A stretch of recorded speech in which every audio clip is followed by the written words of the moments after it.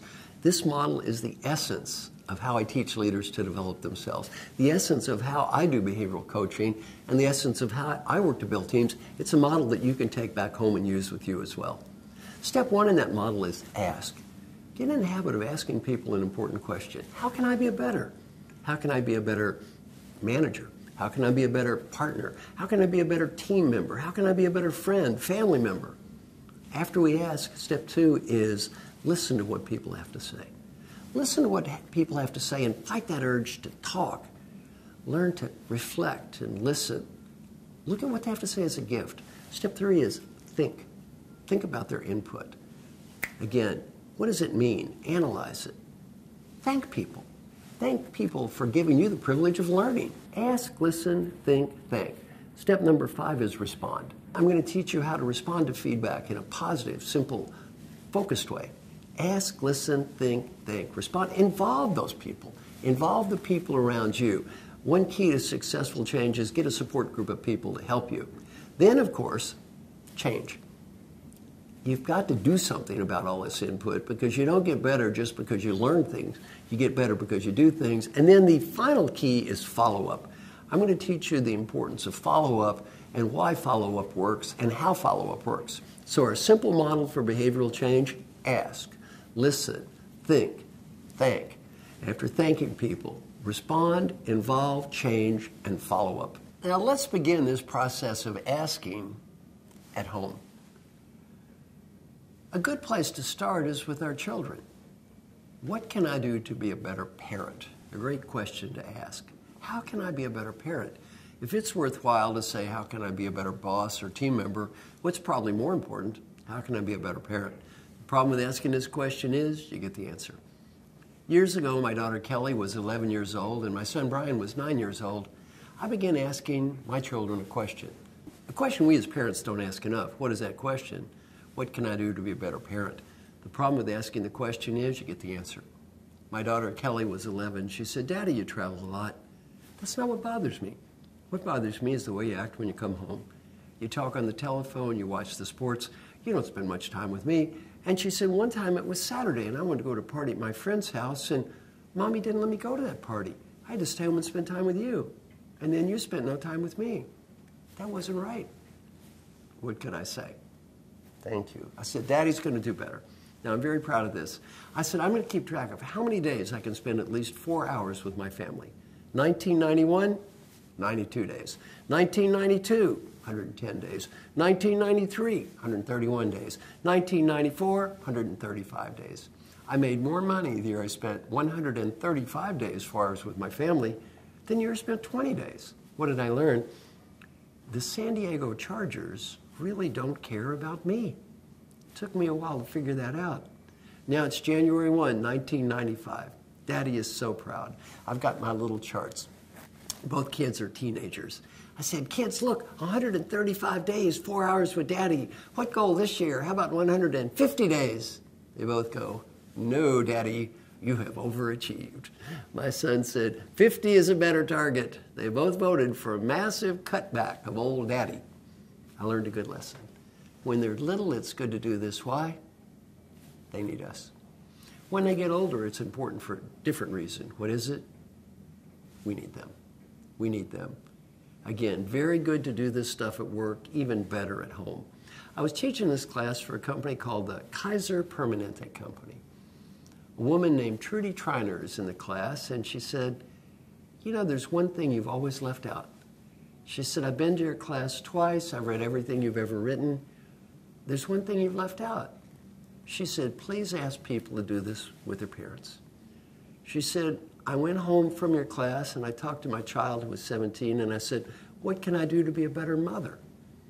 And it was such a nice conversation. And then she said, my child asked me, how can I be a better child, a better son? My daughter, how can I be a better daughter? She thought that was so nice. She said, I should call my own mother. Then she said, I called my mother and I asked my mother, what can I do to be a better daughter? And my mother said, Daddy's dead. I live alone in the country. Every day I take a long walk up the road to go to mailbox. Almost every day there's nothing in the mailbox. Every day that makes me sad and lonely.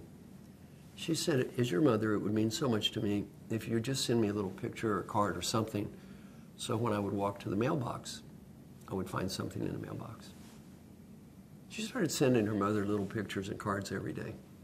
What did that cost her? Nothing. What did that mean to her mother? Everything. She sent me an email a while back and said my mother just died. The last thing her mother told her, thank you for doing that. If your parents are alive, this is a very nice thing to do for 3 reasons. Number 1, it's good for them. Even if they say you don't have anything to improve, they'll be proud you cared enough to ask. Number 2, it's good for you. What is the number 1 regret children have when mom and dad die? Why didn't I thank them for the nice things they did to help me? Why was I so judgmental and critical of them all the time? And number 3, if you have little children, it's very good for your little children. Why is it good for your children? You know those old people you're calling up on the telephone? Guess what? You're going to be those old people. You want your kid calling you up on the telephone? Your little child is not going to listen to what you say. Your little child is going to watch what you do. Our values are not what we say. Our values are what we do. Ask yourself a question. Who do I need to ask that question? How can I be a better? Who do you need to ask that question to? Could be your direct reports. Could be your team members. Could be people at work. Could be your kids. Could be your parents. Could be your husband, your wife, your partner. Whoever that is for you, do that. Get in the habit of asking that question, how can I be a better, to the most important people in your life, and learn what they think. Step 2 in our change process, listen. After we ask for input, the first thing we want to do is the last thing we should do. What is that? Ask for input, then express my opinion. If I ask you for input and immediately start expressing my opinion, what does that sound like? Defensiveness, denial, rationalization, making excuses. I've seen feedback at the office from thousands of people evaluating their bosses. How often have I ever seen feedback that sounds like this? We think you're a great leader because we love the quality of your excuses. Or how about, you know, I really thought you were screwing up, but when you made those excuses, turned it around for me. Get in the habit of asking for input. Stop, breathe. Listen to the other person in a non-judgmental way and treat what they're giving you as a gift. Treat what they're giving you as a gift. Step 3 in our change process is think. Ask, listen, then think about what people are saying and fight that immediate urge to talk back. A very important point on this is avoid speaking when angry or out of control. Typically, what's the first thing we do when we get feedback? Blah, blah, blah, blah.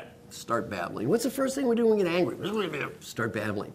Get in the habit to stop and breathe and think. Now, who is the greatest leader I've ever met in my life? I had dinner with her last night. The greatest leader I've ever met in my life is a woman named Frances Hesselbein. Peter Drucker said she's the greatest leader I've ever met. Alan Mulally, CEO of the Year in the United States, now CEO of Ford, the greatest leader I've ever met. A wonderful, wonderful woman. Frances Hesselbein was the National Executive Director of the Girl Scouts of the United States for 14 years. After being the head of the Girl Scouts of the United States, she left to form the Peter Drucker Foundation, now runs the Frances Hesselbein Leadership Institute. An amazing woman. Frances Hesselbein has 20 honorary PhDs, editor of an academic journal. She's just an amazing, amazing woman. She's been doing this for a long time. Well, she does one thing before she talks that almost none of us do, and what is that? Think. Think, think, think. A great quote from Frances Hesselbein. Why should I be entrusted to control anything else if I cannot even control myself? Very important, avoid speaking when angry or out of control. Avoid speaking when angry or out of control. Now, let me give you a personal example.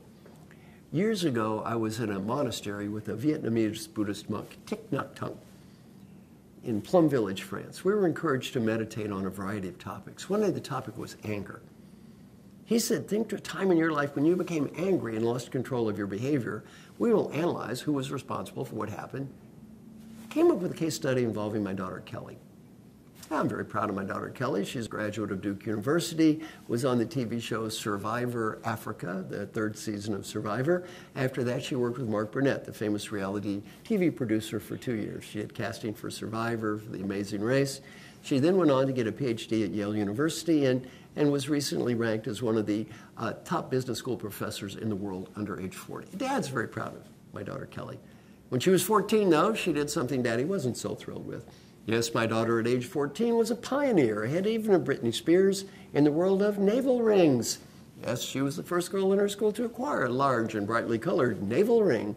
And there's no use having a navel ring if nobody can see the navel ring. So she got a sleazy outfit to highlight the navel ring. Well, Daddy comes home and sees the navel ring and the sleazy outfit. I reacted with something less than wild enthusiasm. Yelling, screaming, ranting, raving. In my little monastery, I meditated upon this event, and what was I thinking? My first thought, someone walking down the street and saying, what a cheap-looking kid. I wonder who her father is. My second thought, even worse, my own friends. I'm amazed Marshall lets his daughter look this way. Who was I concerned about here, her or me? Where was the deeper issue, her navel ring or my ego?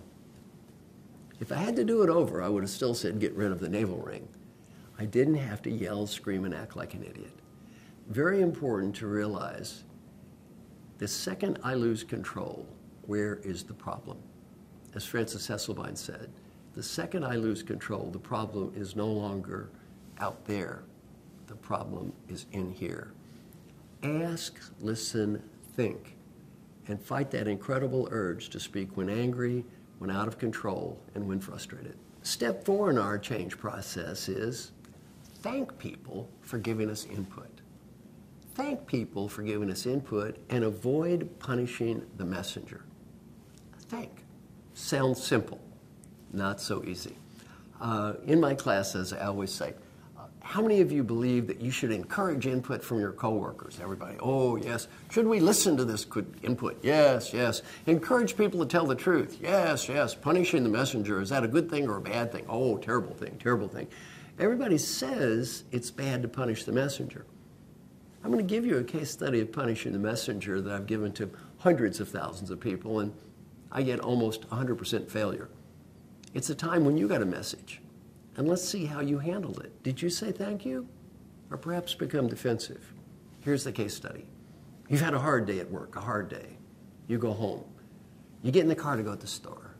Your husband, wife, or partner sitting next to you. You're driving to the store. Lots of traffic. Cars are cutting in front of you. You drive a little further. That person in the front seat goes, look out, there's a red light up ahead. Did you say thank you?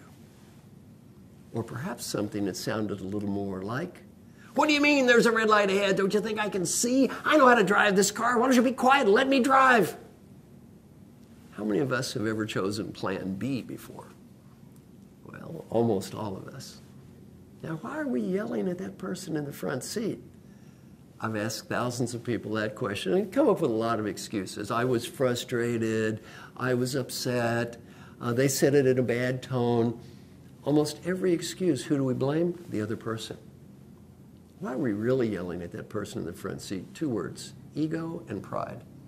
Too much ego and too much pride. And by the way, do you pay the price later for that prideful and egotistical outburst? Yes or no? A happy price or a sad price? Is that a smart outburst or perhaps a stupid outburst? Now, funny story in my class at Dartmouth. A man is in my class and he says, oh, I've got an embarrassing story. He said, my wife was always correcting my driving. Finally, I said, I'm sick of you correcting my driving. I know how to drive this car. Why don't you be quiet and let me drive? He said, I'm embarrassed to say about 2 weeks ago, I ran a stop sign. Wow. Plowed right into another car.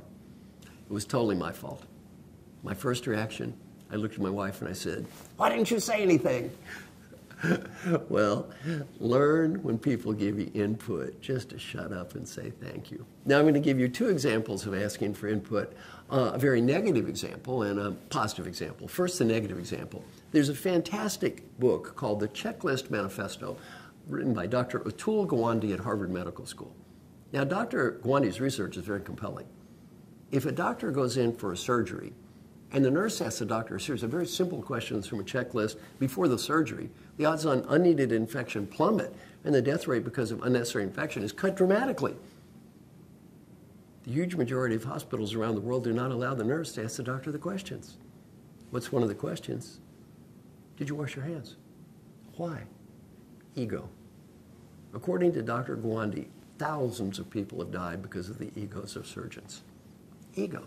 Now that's a negative case study. Now a positive case study. Every year I train the admirals in our fine United States Navy. Now, I don't charge them any money because their billing bureaucracy is so big and so painful. I said, look, we'll both make more money if you pay me nothing, so don't pay me. They don't give me money. They give me treats. A few years ago, my treat, day in a nuclear submarine. Me and 8 other old men got to stand at the top of the submarine, going out in the waters, down under the waters for 8 hours, pretending to torpedo things. Wow, we had a big old time. What was my treat a couple of years ago?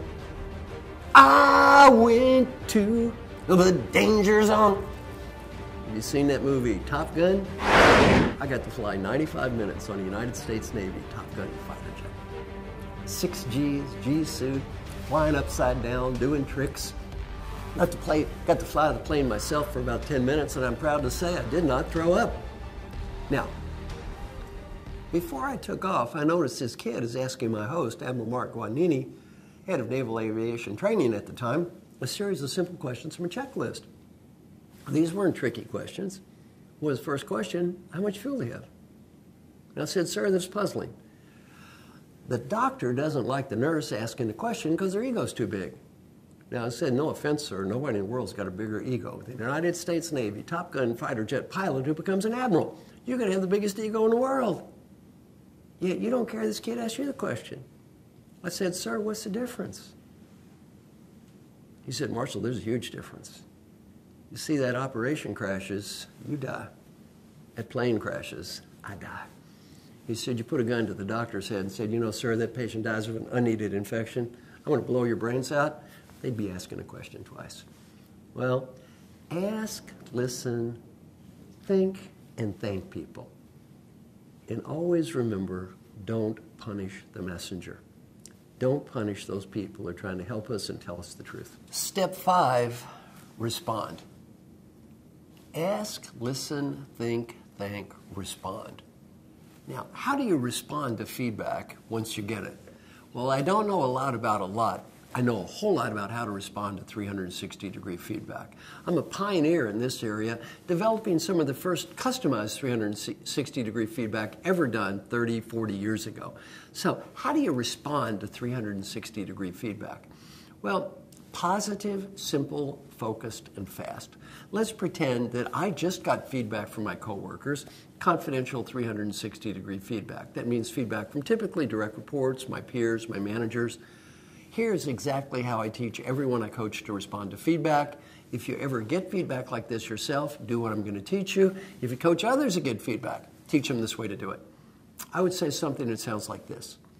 Miss Coworker, you know, we're going through this feedback process, and the first thing I want to say is thanks to everybody who participated. I don't know who said what. I know a lot of people took the time to help me. I just want to say thank you. I don't have anything to lose, and I've got a lot to gain by getting this feedback. So I want to say thank you to everyone who took your time to give me feedback, took your valuable time to help me. Second, a lot of my feedback is positive. Ethical, dedicated, hardworking, caring about our customer, caring about our company, integrity, values, getting results. These are important things to me. I hope might score high, and they did. I don't know who said what. I know a lot of people said positive things, and I just want to express my gratitude for the positive feedback that I did receive. Then don't say but, say and. There's something I'd like to improve. I'd say there's something I want to improve. In the past, I've come off as stubborn, opinionated, not an open-minded listener. If I've done that to you or the people around you, I'm sorry. Please accept my apologies. There's no excuse. We all make mistakes. We all make mistakes. What should I do when I make a mistake? Apologize. And if I feel like blaming somebody for my problems, who's the best person for me to blame? That would be me. I wrote an article in Fast Company magazine called Help Others Develop, Start With Yourself.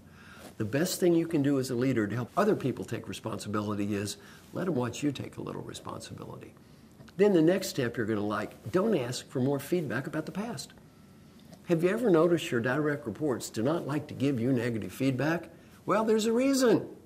They haven't found it to be a career-enhancing strategy. Don't ask for feedback about the past. Ask for ideas for the future.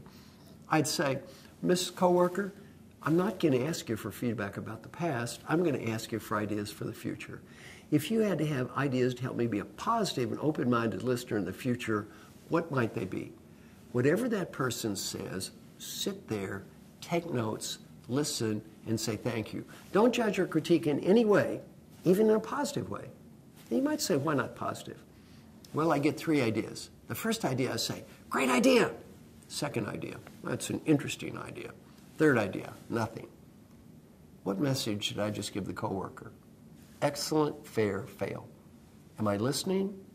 Or am I playing the role of a superior person who's grading the ideas and sharing my grades with this person as they speak? We do this to people constantly. Fight the urge to judge and learn to respond and involve those people without judging.